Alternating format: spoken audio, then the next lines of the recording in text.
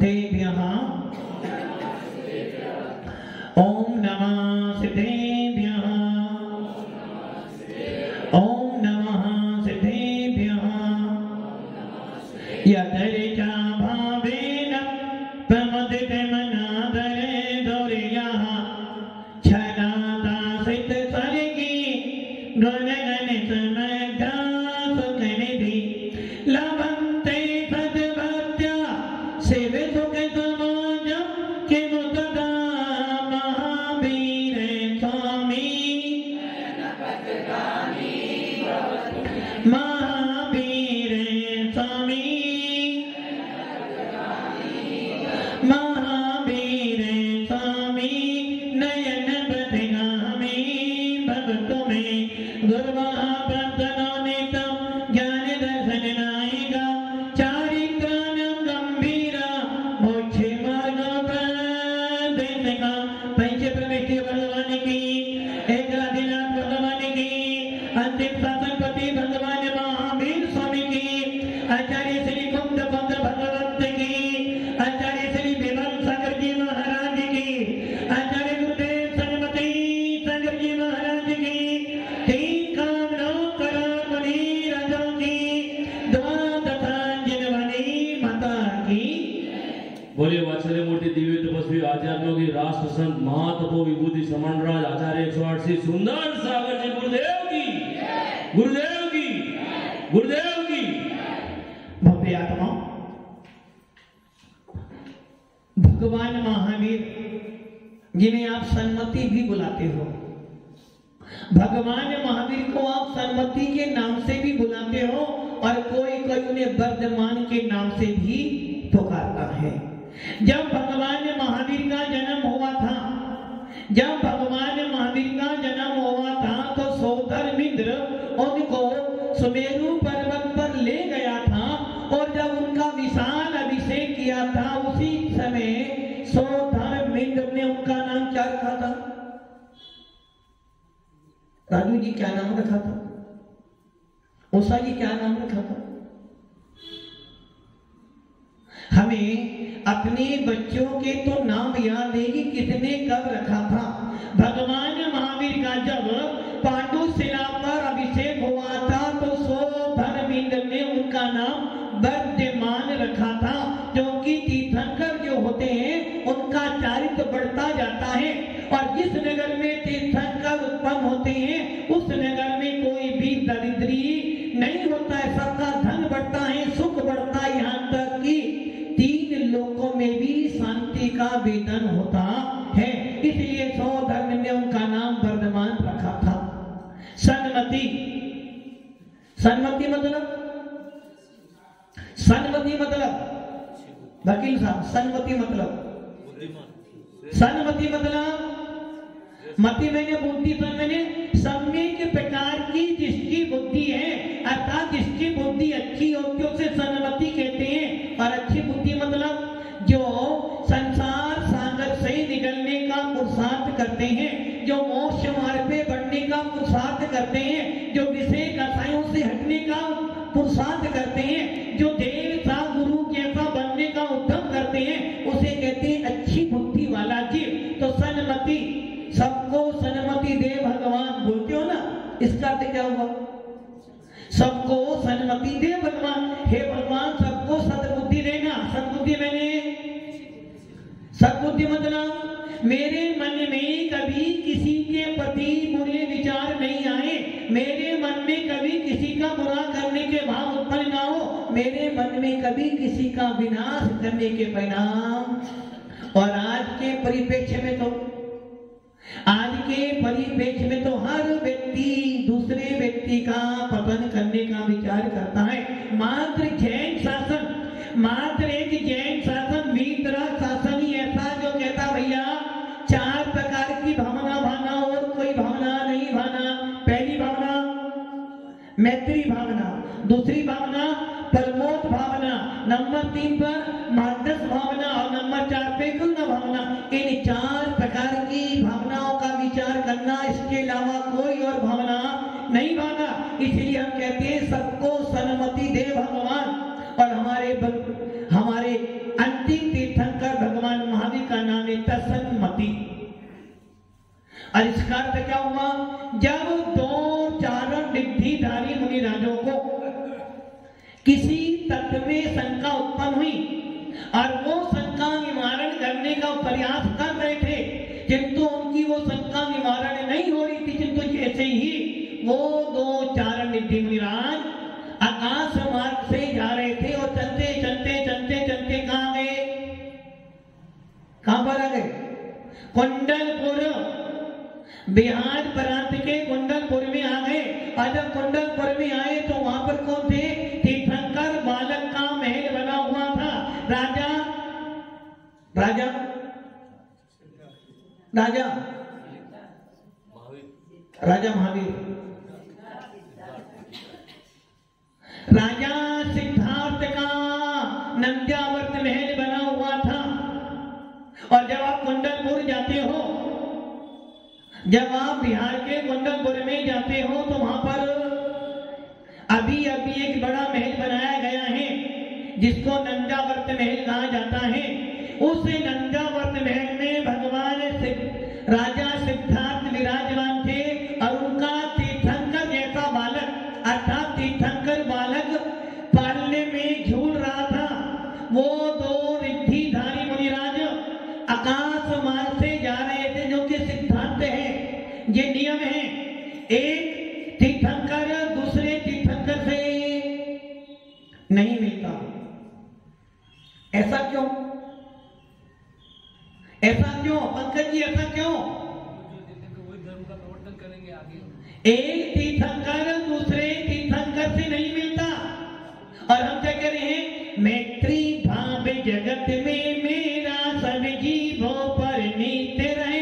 यदि एक साधु दूसरे साधु को देखकर मुंह फेर ले तो आप क्या कहोगे? राजमन जी क्या कहोगे? यदि एक साधु दूसरे साधु को देखकर मुंह फेर ले तो आप क्या कहोगे? राजमन जी क्या कहोगे?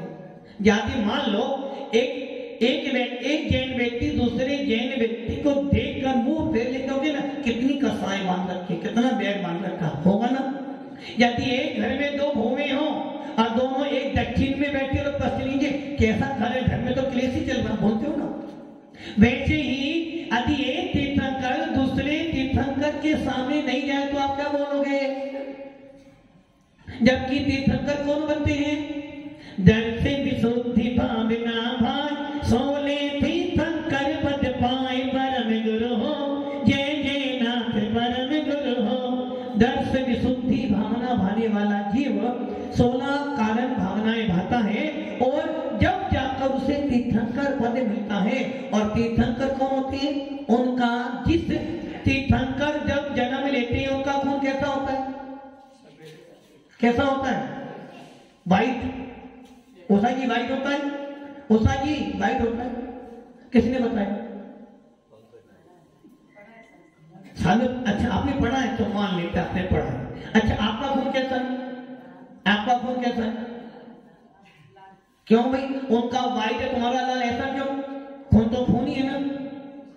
अरे भाई तीर्थंकरों का खून जन्म से वाइट होता है, जो कि तीर्थंकर पूर्ण भाव में सब जीवों के प्रति मैत्री भावना भाते हैं। शत्रु हो या मित्र हो, पशु हो या तिर्यक हो, देव हो या नारकी हो, सभी जीवों के प्रति मन में मैत्री भावना भाती है कि मेरा कोई भी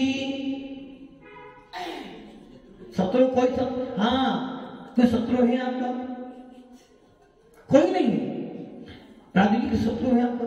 कोई नहीं है। अरे भाई पूरा का पूरा कर्म सिद्धांत पढ़ चुके हो। 8 शत्रु लगे हुए, 148 शत्रु लगे हुए, 168 शत्रु लगे हुए, अनंत शत्रु लगे हुए, असंख्यात शत्रु इस आत्मा पर लगे हुए हैं, किंतु वो शत्रु बाहर के नहीं है। वो शत्रु तो कहां बैठे हैं? कहां बैठे हैं? आत्मा कैसी हमारी? कितनी बड़ी आत्मा है? कुलदीप जी आत्मा कितनी बड़ी है? असंख्यात लोक प्रमाण मेरी आत्मा है। असंख्यात लोक प्रमाण अर्थात मेरी आत्मा कितनी बड़ी है? जितना बड़ा एक लोक का उतनी बड़ी मेरी आत्मा है। असंख्यात परदेशी मेरी आत्मा है और उस असंख्यात परदेशी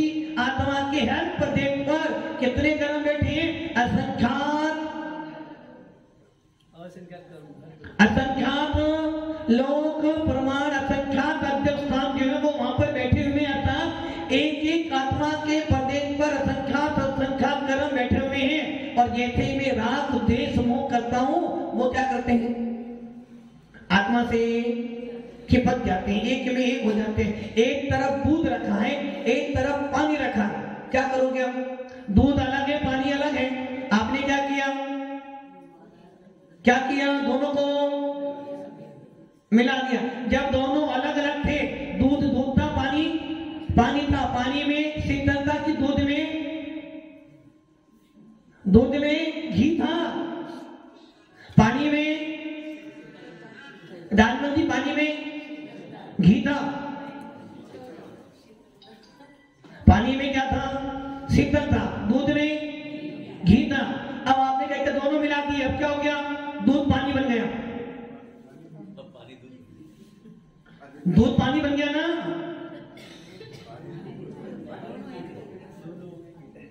पानी अलग है, दूध अलग, दोनों मिला दी, क्या बन गया, दूध पानी बन गया, नहीं पानी दूध बन गया। क्या बना, पानी दूध बना, दूध पानी बना, बात एक नहीं है, बात अलग होगी। एक तरफ दूध रखा, एक तरफ पानी रखा, दूध में घी है, पानी में शीतलता है, आपने दोनों को मिला दिया तो दूध पानी बन गया ना, पानी दूध बन गया। दूध पानी तो बना, लेकिन दूध क्या बना, पानी बना, पानी दूध बना। यदि दूध पानी बना तो उसका मूल्य कितना होगा, कुछ पैसे, किंतु पानी दूध बन गया, इसलिए 1 लीटर दूध भी जिसमें पानी मिला था 50-60 रुपए बिक जाता है। इसलिए क्या हो गया, दूध पानी नहीं बना, मुझे पानी दूध बन गया। वैसे ही क्या, आत्मा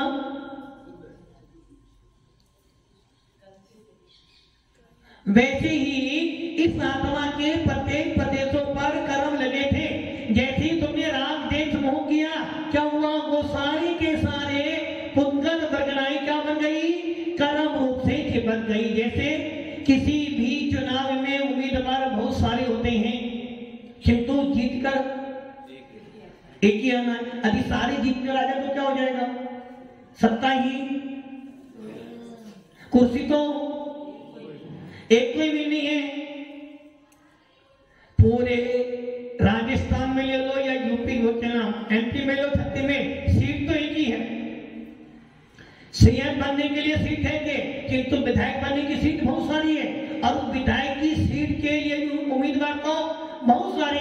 एक सीट के लिए इतना सारा झाम ताम किया जाता है, और जब वो सीट मिलती तो क्या हुआ, उस सीट के मिलने पर सब जैसा उसमें समा जाते। वैसे ही जब उम्मीदवार बहुत सारे, किंतु जीतकर तो एक ही आने वाला, वैसे ही कर्म तो बहुत, पुण्य वर्गनाएं तो बहुत सारी हैं, किंतु जैसे ही हमने राग देश के वो चिपक गई आत्मा पर, हम क्या बन गए, हमारी आत्मा दुखी हो गई। तो भव्य आत्माओं, भगवान महावीर जब अपने पालने में झूल रहे थे तो 2 मुनिराज आकाश मार्ग के जैसे ही उनके घर के महल के ऊपर से जा रहे थे, क्योंकि एक तीर्थंकर दूसरे तीर्थंकर को नहीं देखता। क्यों नहीं देखता,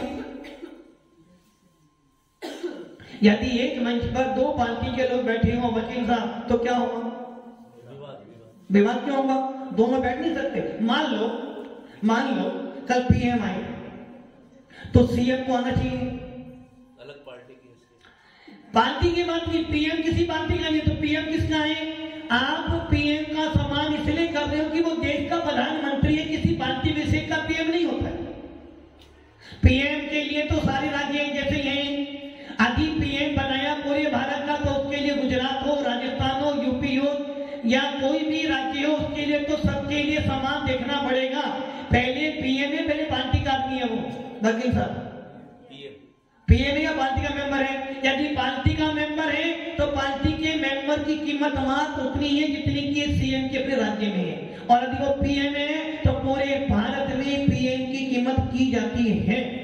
तो पीएम के लिए तो सारी पार्टी, सारे राज्य एक जैसे ही हैं, इसलिए तीर्थंकर से नहीं मिलते। आखिर क्यों, क्योंकि तीर्थंकर स्वयंभू होते हैं। स्वयंभू मतलब किसी के सामने झुकते नहीं है। इसलिए ये सिद्धांत है कि एक तीर्थंकर दूसरे तीर्थंकर के आमने सामने नहीं जाएगा। अब दो मुनिराज यदि सामने मुनिराज भी होंगे, तीर्थंकर का आमने सामने नहीं हो सकते कि यदि तीर्थंकर हैं और मुनि हैं, उनमें बड़ा कौन सा होगा? उषा जी बड़ा कौन होगा? एक तरफ तीर्थंकर है, एक तरफ मुनि, बड़ा कौन होगा? तीर्थंकर बालक तीर्थंकर घर में है और मुनिराज साधना करे, बड़ा कौन होगा? तीर्थंकर सामने और मुनि तीर्थंकर घर में है और मुनिराज है, दोनों बड़ा कौन होगा? फिर भी तीर्थंकर नमस्कार नहीं करे, बड़ा कौन है? तीर्थंकर का गृहस्थ अवस्था में गुण स्थान चौथा है, मुनियों का गुण स्थान छठा सातवां, बड़ा कौन होगा? मुनि। इसलिए तीर्थंकर के सामने यदि मुनि होंगे तो उन्हें नमस्कार करना पड़ेगा, किंतु ऐसा कभी होने वाला, इसलिए दोनों का आमने सामने नहीं होता है। और यही कारण है जब दो मुनिराज आकाश मार्ग से जा रहे थे तो उनके महल के ऊपर जैसे ही तीर्थंकर को उन्होंने देखा भी नहीं, मात्र महल के ऊपर से गए और उनकी बुद्धि सन्मति, उनकी शंका का निवारण हो गया और नाम क्या पड़ गया? सन्मति। सबको सन्मति दे भगवान। भव्य आत्मा वर्धमान तीर्थंकर महावीर स्वामी हमारे 24वें तीर्थंकर हैं।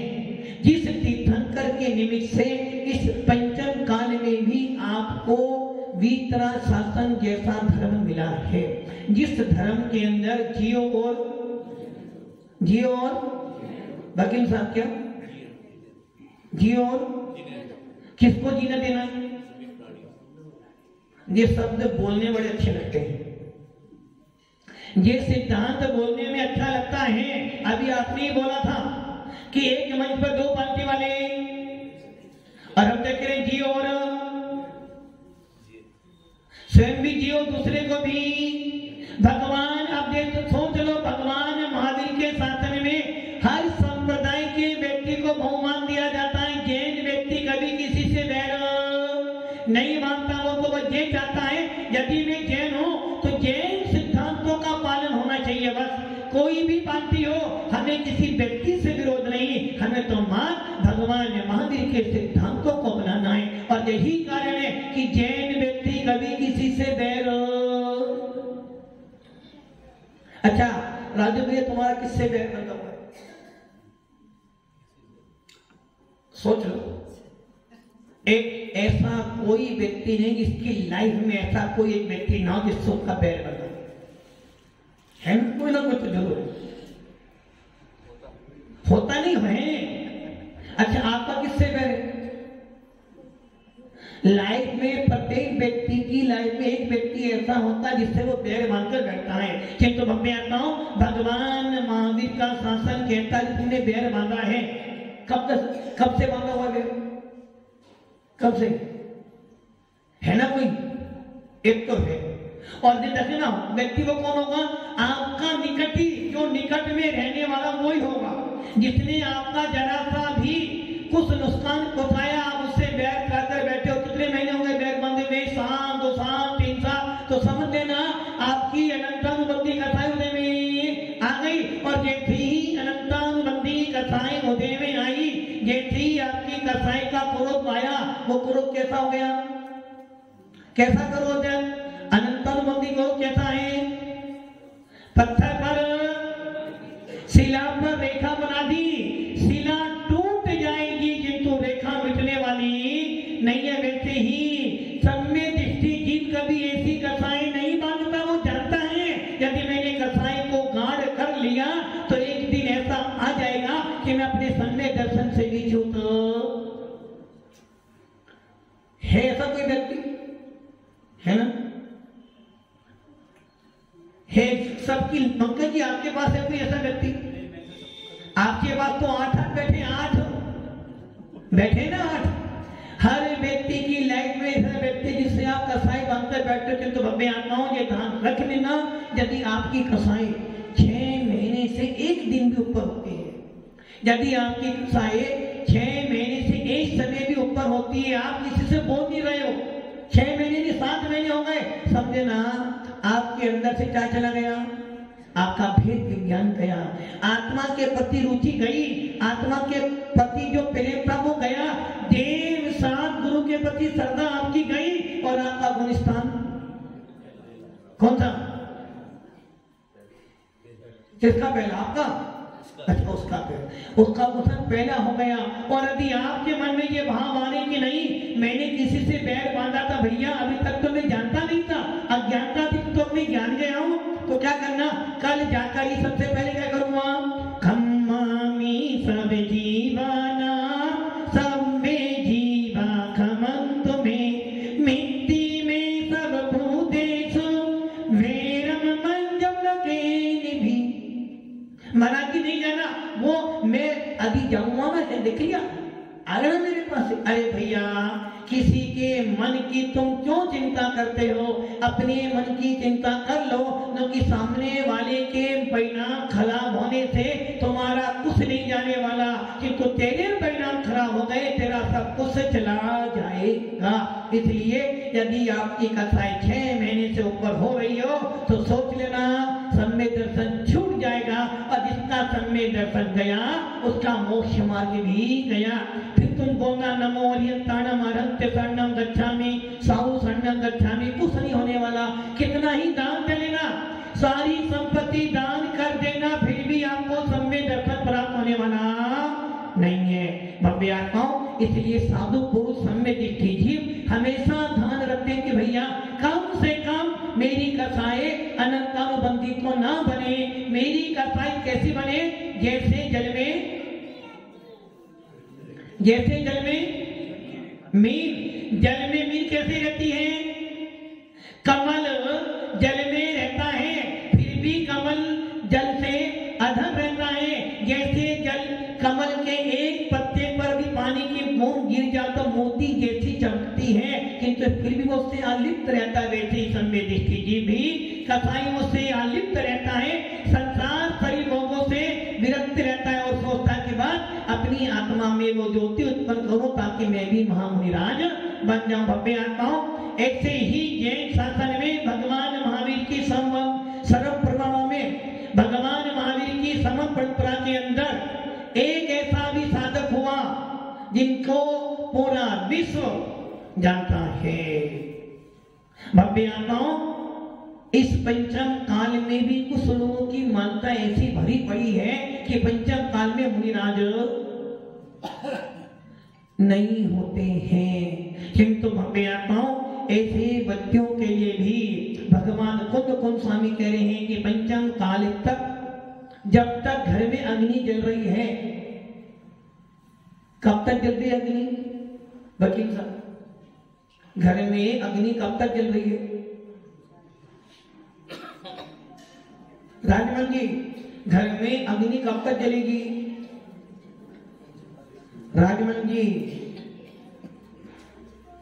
विमल जी घर में अग्नि कब तक जलेगी, जब तक मुनि मुद्रा है तब तक घर में अग्नि का वास है, जिस दिन मुनि मुद्रा का लोप हो जाएगा, अग्नि का विनाश हो जाएगा, फिर क्या करोगे,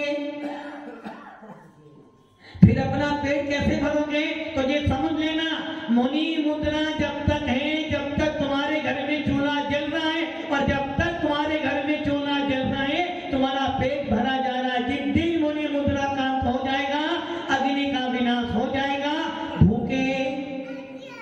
इसलिए पंचम काल के अंतिम समय तक मुनि मुद्रा जीवंत रहेगी। ऐसे ही एक महामना इस पंचम काल में उत्पन्न हुआ, ऐसा ही एक जीव इस धरा पर उत्पन्न हुआ। जिस प्रकार भगवान महावीर ने जब जन्म लिया था तो देवों ने आनंद बनाया था, और जब भगवान महावीर मोक्ष में गए तो देवों ने आनंद बनाया था, और उस आनंद को आज तक हम बनाते हुए आ रहे हैं। भव्यता उसी प्रकार भगवान महावीर के नाम को धारण करने वाले नमोकार मंत्र का सबसे छोटा मंत्र कौन सा है, नमोकार मंत्र का सबसे छोटा अक्षर कौन सा है, ओम। उसी प्रकार नमोकार मंत्र को जीवन में धारण करने वाले भगवान महावीर के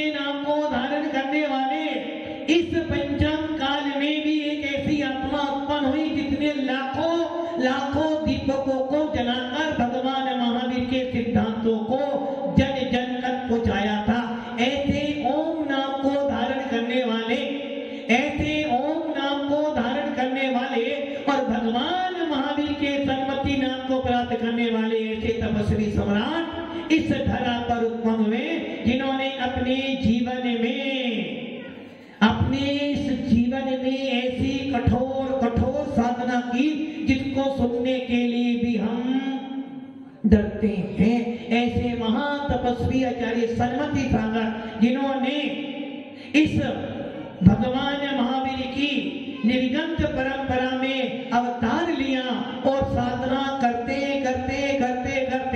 अंत में अपना समाधि मरण कर ये दिखा दिया कि पंचम काल में भी भगवान महावीर के रूप को धारण करने वाले भावलिंगी समन्वय पाए जाते हैं। और भव्य आत्मा पूरे विश्व के अंदर, पूरे भारत में किसी भी मुनिराज के पास चले जाना, किसी भी आचार्य के पास चले जाना और किसी भी विद्वान के पास चले जाना, पूछ लेना कि पंचम काल का तपस्वी सम्राट कौन है, तो नाम तो मात्र एक आएगा। भव्य आत्माओं, सौभाग्यशाली है ये सातवाड़ा की धरा, जिस पर ऐसे तपस्वी सम्राट का चातुर्मास करने का और उनके दर्शन करने का आपको लाभ प्राप्त हुआ है।